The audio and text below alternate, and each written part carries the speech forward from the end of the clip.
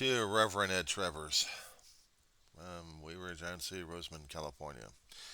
It's 10:08 in the morning, West Coast time. It's the 25th of February, 2024. Sorry, Rev, I missed your morning comp line. Uh, but I caught the video concerning about number 45 old gas bag promises to protect the cross of Christ. You know he's doing this to rattle everyone's cage. You know he's doing this. He's pushing like crazy. He's trying to show like he is the most wonderful person on the face of this earth, and we all should bow and kiss his ass.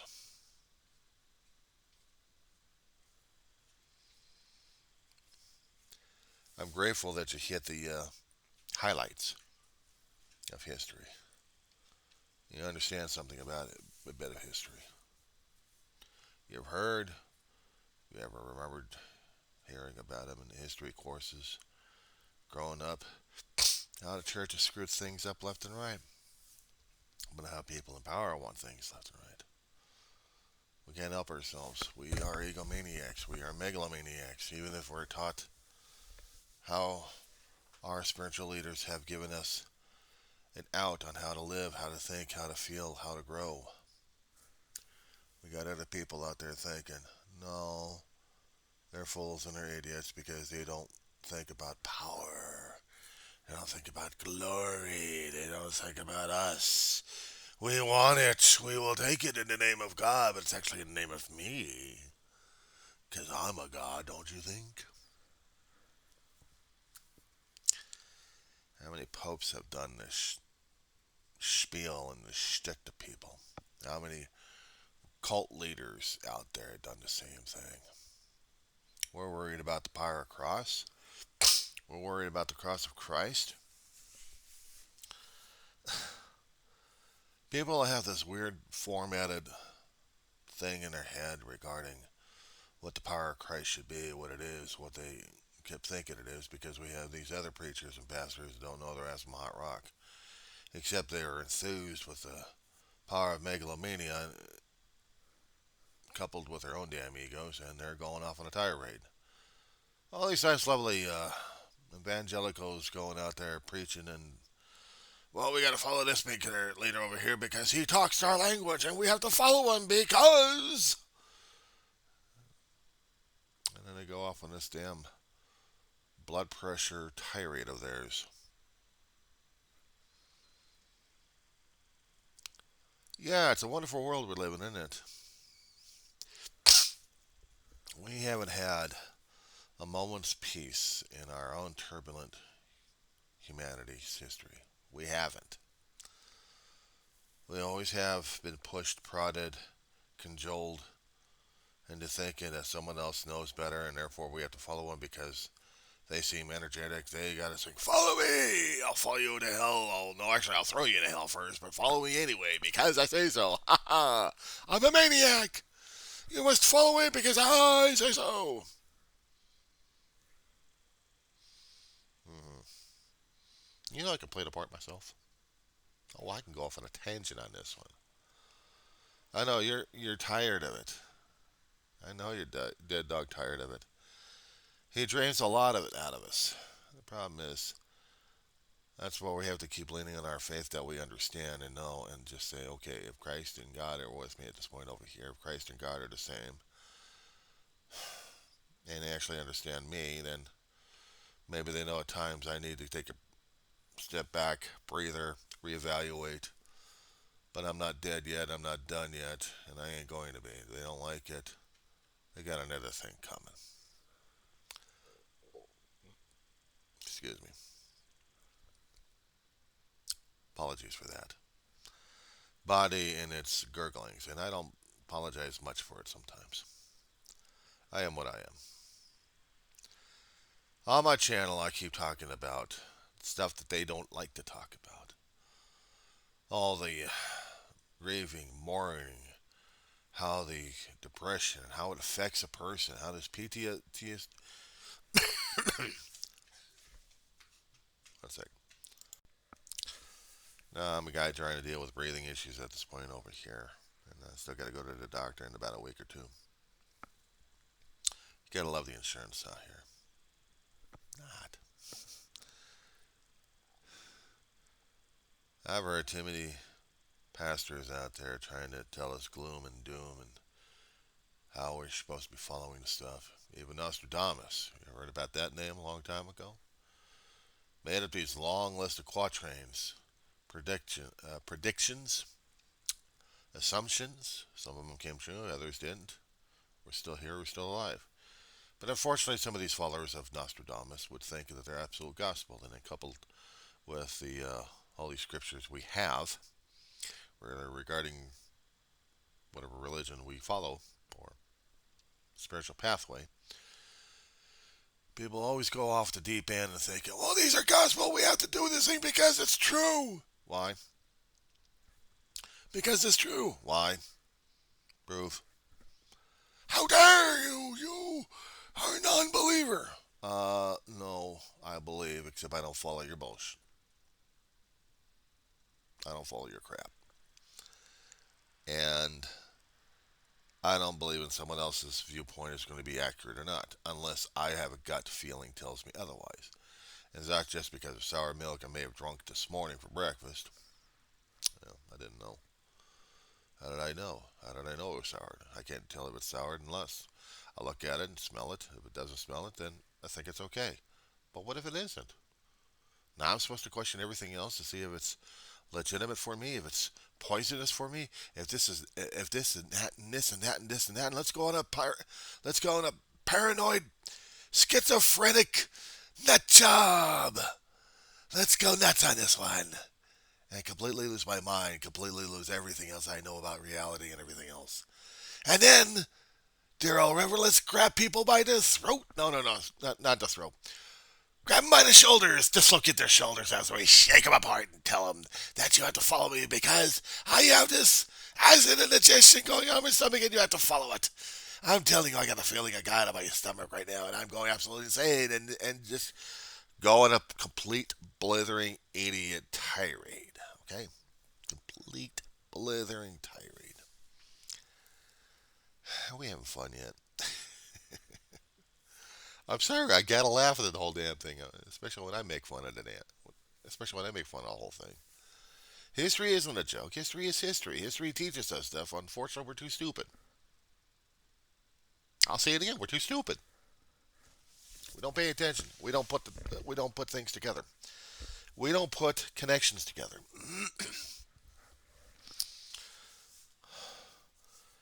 We're not trained for it, and we choose not to. Therefore, we keep repeating the same mistakes and keep expecting things to be better. Reverend, may I ask you a question, kind sir? What is the definition of insanity? Figured that one out, did you? Or did you have to Google that one? Okay. What is being taught in the 12 step is doing the same thing and expecting different results. We're doing a cookie cutter and we're expecting to get a different result. We get the same temperature, same variations of cooking cookies. We control every factor of it, and there's no change. But we keep expecting a variance to prove a theory.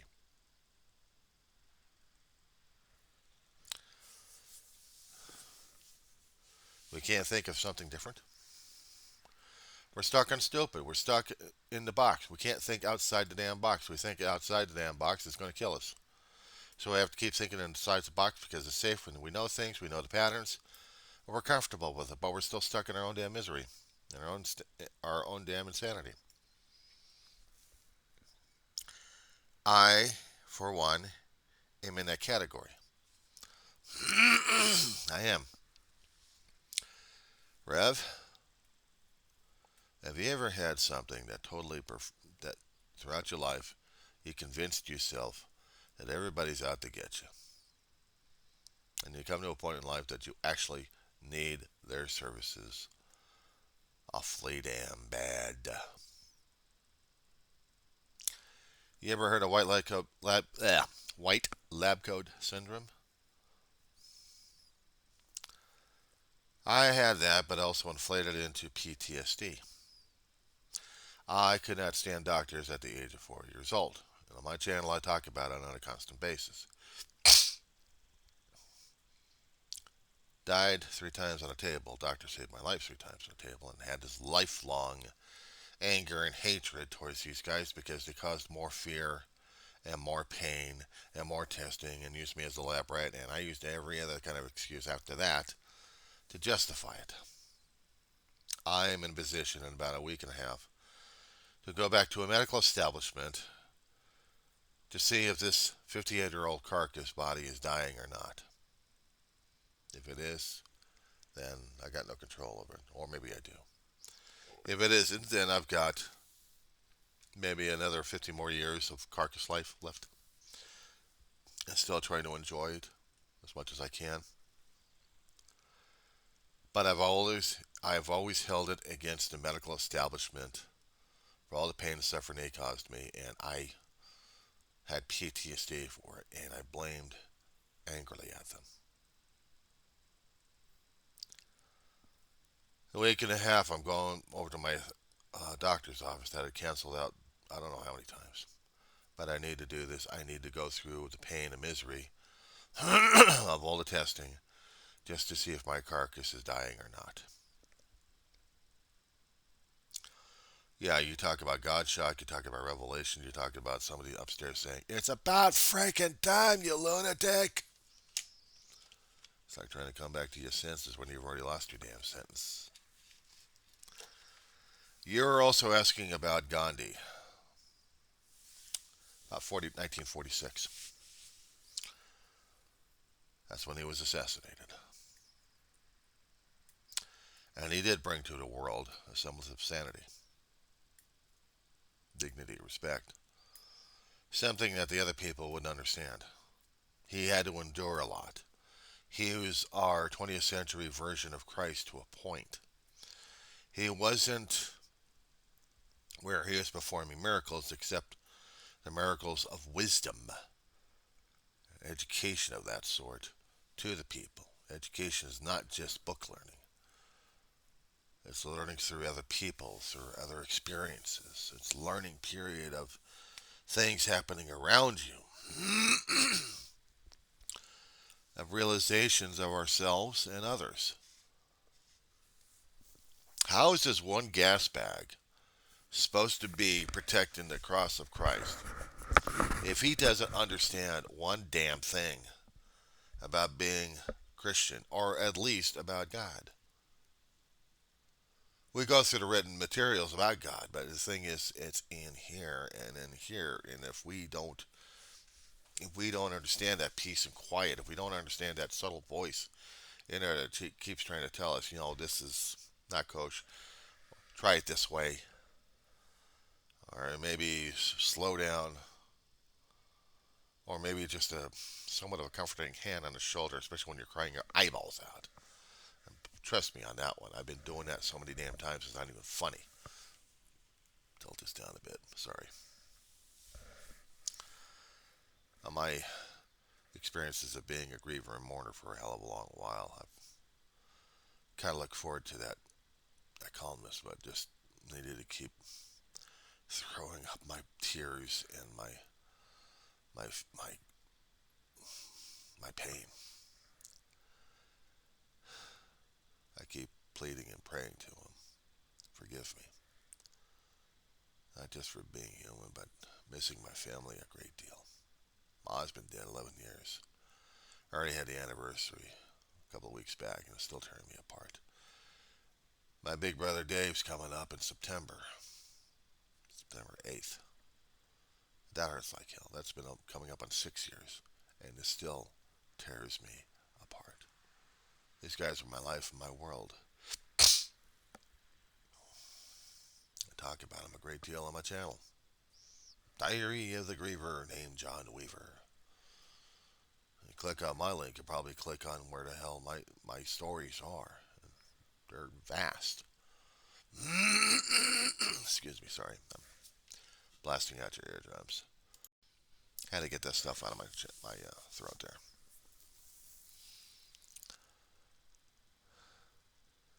I don't trust very easily. I have a hell of a lot of fear, anger, suspicion. I I heard about Trump. I heard about all this crap going on over the past decade or more. I've known about this con artist for a hell of a long while. I didn't like him, still don't trust him. Don't want to have anything else to do with him. But people follow this guy like he's a guru or something. And now we're in a situation where we're in right now, and it seems like we're falling off of a precipice. I'm trying to cling on to something that's hopefully a bit of a little bit of a thread of sanity. I have to hold on with faith that God has plans, even when we have this gas bag here to show something's else. I mean, maybe it's to test us or something. I don't know.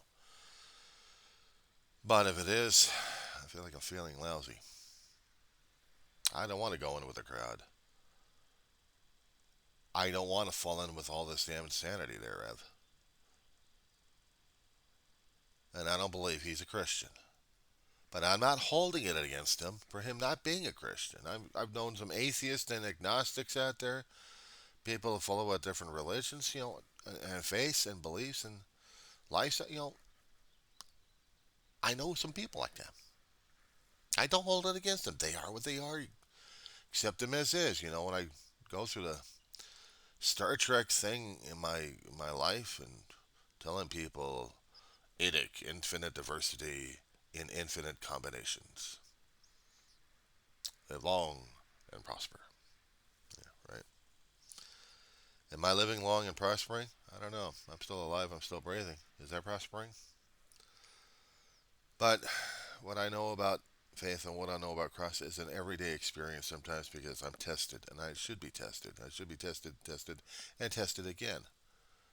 Not just to prove that I'm worthy or anything. It's just a reminder of myself of what the values are, what my own values are, what I grew up with, what I accept and what I don't accept, what I understand and what I still am ignorant of and have to admit it. There's a lot of things I think I know, but I'm arrogant and egotistical and megalomaniac at this point to say I think I know everybody. I think I know more than that. I am, and go off on that kind of tangent. It's happened on a lot of occasions on me. I have to be remembering what humble and humility is and being of service to others. Excuse me. Accepting people for what they are and who they are. And may not like some of the opinions or things happening, but at least respect them as a human being for once. And if I can do that, maybe there's something of it of value. People who follow Trump, I call them Trumplicans. Doesn't matter if they follow him by one way or another, they're still Trumplicans. And it seems like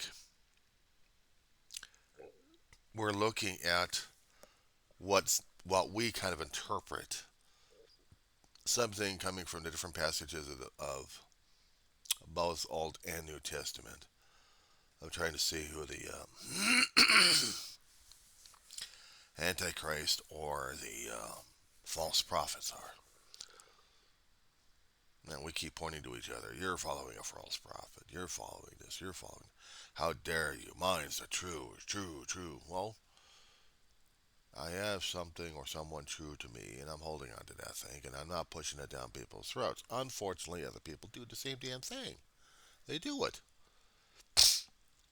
They want the power. They want the ego rush. That's what they want. I had never asked for any followers on my channel, Rev. I have followers. I have a few of them. Why? I keep asking myself the same day. Why? What the hell is it with me that brings people over to me? Sometimes I'm a loner. Sometimes I feel like I want to be alone. And then I feel like a miserable cuss. I get to be a jackass sometimes, but I'll tell you something. I miss my family. One thing I don't think I could quite miss with my brother, though. He's a bit of a control freak himself. I could talk a few things over his head, and he'd shut me up one way or another, but not physically. He'd just try to overpower the conversation. He's big brother. Okay, let him.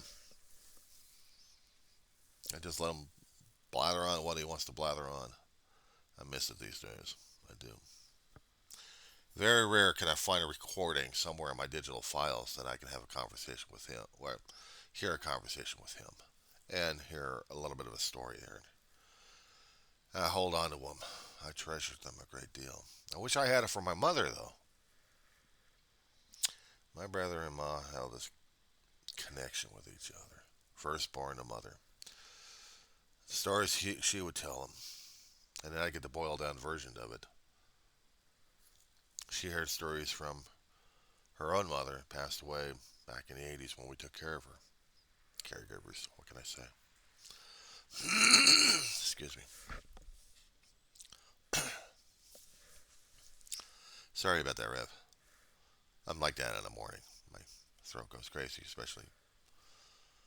But we never did try to overpower each other and say, "You got to believe in me." No, my brother kept saying, "Where's your faith and trust in God? Where's your faith and trust in God?" My brother died clean and sober, 32 years, higher powered like crazy. We were raised into church, Methodists, and sometimes we had to go our separate ways from the church and come back to it. Everybody else, fanatical about what they're trying to do, what they're trying to say, what they're everything, and it scares me. Everybody trying to be fanatical about it. We worry about the power of Christ. No, no, no, no. That's not the power of Christ. We use the symbol of the cross to make justifications to ourselves, both in the past and had deadly consequences on that one. And these days, I don't know what kind of consequences we're supposed to expect, but we're getting our asses kicked on this one. People want, people want, people want. They want faith, hope, trust. They want someone to believe in. They want a follower, a ram among the sheep to lead them on. And they're willing to go for that, even if it goes over a damn cliff. They put the faith and trust in that one. And I have to be a black sheep. I have to be the outsider. I got to be pushed aside because either I'm trying to be enticed by their crap or else I'm being pushed aside because I know too damn much.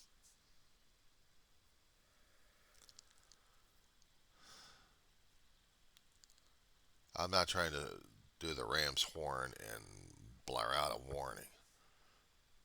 They're not going to listen. But I talk about my story. I talk about things I go through. I talk about what's important to me. And that is what's necessary for me. Keeps my sanity, keeps my life going. Trump can make all the damn promise he wants. People are going to realize after they fall off the cliff what kind of an idiot he is. What kind of fools they are. I kept making a joke, and it's a really dumb joke. I'll stay on the sidelines, I'll sell tickets. Tickets for the show, people going, ah! Profit by that one. That's a really stupid joke. I don't think God appreciates that one either. No. It's like, well, then why did you allow my children to go like this? You wanted to be a voyeur? I already am. I'm a storyteller. I tell stories as I see fit, as I observe. Ooh, that's a problem right there. As I see fit. You say about faith and trust in God. It means you walk in His path. Do the things that I may not like. Many times I'm going to have to stand out and watch without selling a ticket, without profiting on this thing. Just watching these people go, ah, I trusted you, you schmuck. I can't laugh about that one. I can't laugh about that one, Rev. Just doesn't work. Look, I know Trump and this political stuff is exhausting and tiring as hell. Sometimes we need a break, but the problem is we can't break. Rev, we're on the front lines. We're on the front lines, my friend. We are called upon, one way or another, to do our duty, whatever it may be. And if it means we have to stand by and serve others while they go fight, fine. I'm a server. What the hell? I do service. But if we have to go in the front lines, we have to go into battle against this crap, then we go. We do. We go and do the job and see what the hell happens and survive somehow. Maybe be storytellers in our own way of saying that we have been in a fight, we have done what we're supposed to do, and then maybe it made a difference. Or maybe not, I don't know. But we'll see. Anyway, Rev, had to talk to you about this one. Had to get this off my chest. Everyone else has their own decision to make, their own lives, who to want to follow, who and what to believe in, who and what they care about. There's a lot of things I care about. Family is important to me, Rev. Losing my family tore me apart. I've got one dog that's part of the family, and I don't want to lose her. And she's slowly being lost to dementia as she gets older. She's an old fart. I think she's about 22, 23 human. After that, I don't know. It just scares the hell out of me, Rev. It scares the hell out of me what the hell I'm supposed to do. Anyway, I'll talk at you later, Rev. Peace be with you. God be with you.